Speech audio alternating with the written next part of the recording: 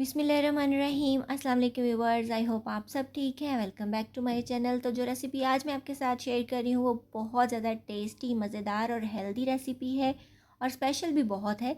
Special इस sense में है कि ये थोड़ी सी रूटीन से हट के रेसिपी है। बहुत ज़्यादा मिर्च मसाले इसके अंदर नहीं जाएंगे और स्पेशली ये उन लोगों के लिए बेस्ट है जो जिन्होंने अभी अभी बीमारी से रिकवर किया है या फिर बीमार हैं या जिनको डॉक्टर से मिर्च मसाले मना कर दिए हैं और वो बेचारे खिचड़ी और दलिए खा खा के तंग आ जाते हैं, तो उनके लिए ये रेसिपी बहुत ज़्यादा स्पेशल और हेल्दी है।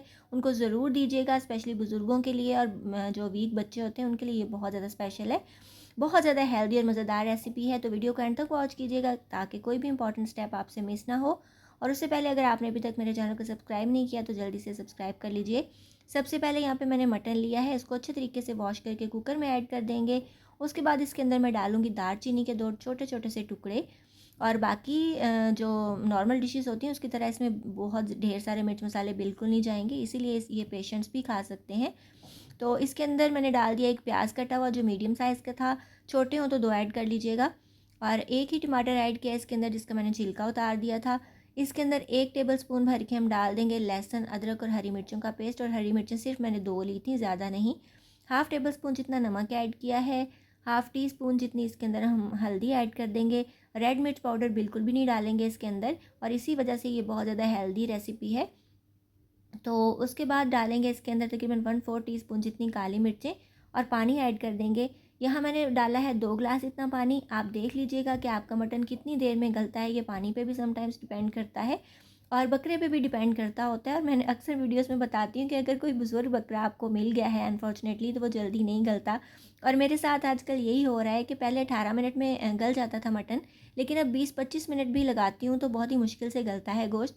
तो आई थिंक के बुज़ुर्ग बकरे कुछ ज़्यादा ही आ गए मार्केट में, तो इसलिए आप देख लीजिएगा।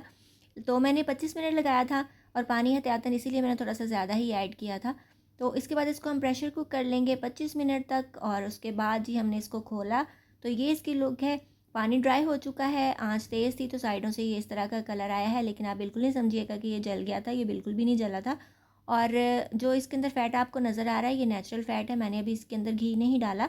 ये थोड़ा सा फ़ैट वाला गोश्त था इसलिए मैंने इसके अंदर घी भी बहुत ही ज़्यादा कम डाला, तकरीबन 1 टेबलस्पून डाला। इससे ज़्यादा नहीं डालेंगे वरना आपकी जो डिश है उसके ऊपर बहुत ही ज़्यादा तरी आ जाएगी और ये फिर उतनी हेल्दी नहीं रहेगी जितनी मैं आपको बता रही थी। तो घी भी आपने कम डालना है, लेकिन हाँ अगर आपके पास देसी घी है तो वो आप ऐड कर सकते हैं। लेकिन अगर आपका जो पेशेंट है वो हार्ट पेशेंट है तो प्लीज़ अवॉइड कीजिएगा, उसके लिए चिकनाई बिल्कुल भी अच्छी नहीं है। हाफ़ टी स्पून जितना इसके अंदर भुना और कुटा हुआ धनिया पाउडर मैंने ऐड कर दिया। ये मेरा होममेड है, बहुत खुशबूदार और मज़ेदार है। और गरम मसाला, ये सारी वीडियो मैंने बनाई थी मसालों की, अगर आपने नहीं देखी तो उसकी रेसिपी डिस्क्रिप्शन में देखिएगा। और उसके बाद डाल दिया जी मैंने इसके अंदर 1/4 टीस्पून जितना भुना और कुटा हुआ ज़ीरा। ज़ीरा और धनिया दोनों मेरे होममेड होते हैं और गरम मसाला भी, तो बहुत ज़्यादा मज़े के और खुशबूदार होते हैं। उसके बाद डाल दिया इसके अंदर पानी। पानी मैंने डाला तकरीबन 1.5 गिलास जितना, क्योंकि हमने इसका शोरबा बनाना है। हमने इसको अच्छे तरीके से पहले भून लिया था और भूना इस तरीके से कि इसकी सारी हीक वगैरह ख़त्म हो जाए और इसका घी सेपरेट हो जाए। और पानी ऐड करने के बाद हम इसको थोड़ा सा मिक्स करेंगे और उसको 5 मिनट मज़ीद हम प्रेशर कुक करेंगे। इससे ये होता है कि सारा जो इसके अंदर यखनी वगैरह होती है गोश्त की वो आ जाती है। शोरबे को अच्छे तरीके से आपने पकाना है और इसको मैंने तकरीबन हल्की आंच पे भी 10 मिनट रखा था और आप देख सकते हैं माशाल्लाह फाइनली इसकी कितनी ज़बरदस्त सी लुक आई है। और लास्ट में डाल देंगे इसके ऊपर हरा धनिया, जो बहुत ज़्यादा अच्छा भी लगता है और खुशबू भी बड़ी अच्छी आती है। उसके बाद थोड़ा सा तकरीबन 2-3 चुटकी जितना इसके अंदर डाल देंगे कसूरी मेथी ड्राई वाली।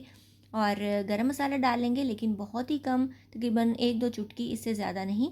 तो इससे खुशबू अच्छी आ जाएगी और जो है ये बहुत ज़्यादा स्पाइसी भी नहीं होगा। तो बस मिक्स करेंगे और हमारा मज़ेदार सा शोरबा कम यखनी जो भी आप इसको कह सकते हैं ये रेडी है।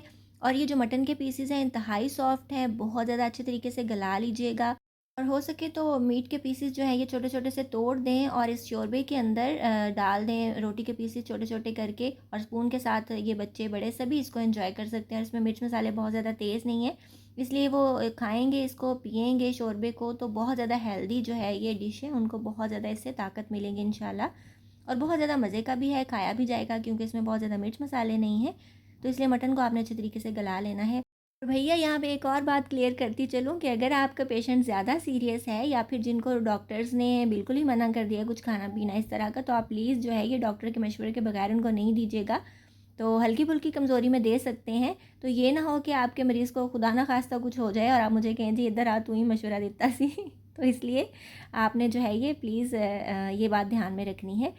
और इससे पहले भी मैं अपने चैनल पे पेशेंट्स के लिए ही स्पेशली जौ के दलिए की रेसिपी अपलोड कर चुकी हूँ, जो शुगर पेशेंट्स भी खा सकते हैं। उसको भी बनाना बहुत ज़्यादा इजी है और बहुत ही ज़्यादा टेस्टी, मज़ेदार और हेल्दी सी रेसिपी है। तो उसके अंदर मैंने चीनी यूज़ नहीं की थी बिल्कुल भी। अगर आप लोगों ने वो रेसिपी नहीं देखी तो उसका लिंक भी आपको डिस्क्रिप्शन में मिलेगा और एंड स्क्रीन पे भी मिल जाएगा। इसके अलावा मैंने पैकेट वाला जौ का दलिया बनाया था, उसकी रेसिपी भी मिल जाएगी। और अगर आप मिर्च मसाला कम खाते हैं तो पेशावरी नमकीन गोश्त की रेसिपी भी आपको डिस्क्रिप्शन में मिलेगी, ज़रूर देखिएगा। बहुत ही ज़्यादा हेल्दी और टेस्टी सी ये रेसिपीज़ हैं। और अगर आप डाइट कॉन्शियस है तो उससे रिलेटेड भी मेरे चैनल पे बहुत ढेर सारी रेसिपीज़ हैं, जैसे कि ग्रीन टी है, सैलड्स हैं, तो उनके लिंक्स भी आपको डिस्क्रिप्शन में मिल जाएंगे, ज़रूर चेकआउट कीजिएगा। आई होप व्यूवर्स आपको आज की ये ज़बरदस्त सिंपल ईजी मज़ेदार और हेल्दी रेसिपी अच्छी लगी होगी। अगर आपको मेरी रेसिपीज़ अच्छी लगती हैं तो जल्दी से मेरे चैनल को सब्सक्राइब कर लीजिए और इसके साथ साथ बेल का आइकन ज़रूर प्रेस कर लिया करें, ताकि जब भी मैं कोई नई वीडियो अपलोड करूं उसका नोटिफिकेशन आपके पास टाइमली आ सके। इसके अलावा मुझे इंस्टाग्राम और फेसबुक पे फॉलो करना बिल्कुल नहीं भूलिएगा, फॉलो करना मस्ट है। अपना बहुत सा ख्याल रखिएगा, मुझे दुआओं में याद रखिएगा।